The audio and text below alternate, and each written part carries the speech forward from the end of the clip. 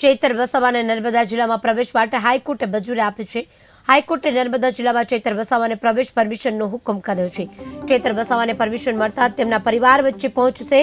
પરિવાર તેમજ લોકોમાં ખુશીનો માહોલ જોવા મળ્યો છે। પ્રવેશ મળતા તેમના ચાહકોમાં પણ ખૂબ ખુશીનો માહોલ જોવાયો છે।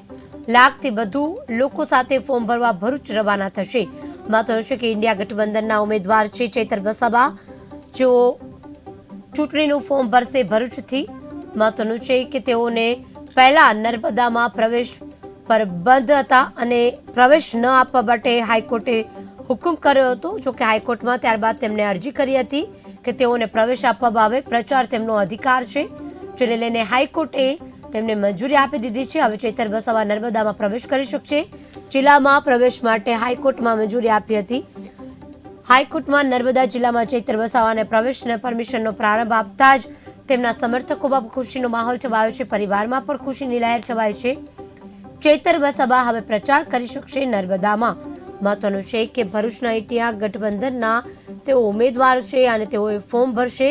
આ ફોર્મ 1 લાખ લોકો સાથે તેઓ ફોર્મ ભરશે, ત્યારે સમર્થકોમાં ખુશીનો માહોલ છવાયો છે।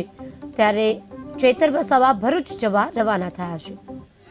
થોડી નહીં કરવા દીધી, ગાડી નહીં કરવા દીધી, એટલે આજે તો અમે બહુ ખુશ છીએ। અમે તો બરાબરનું કરવું રાત ને દિવસ।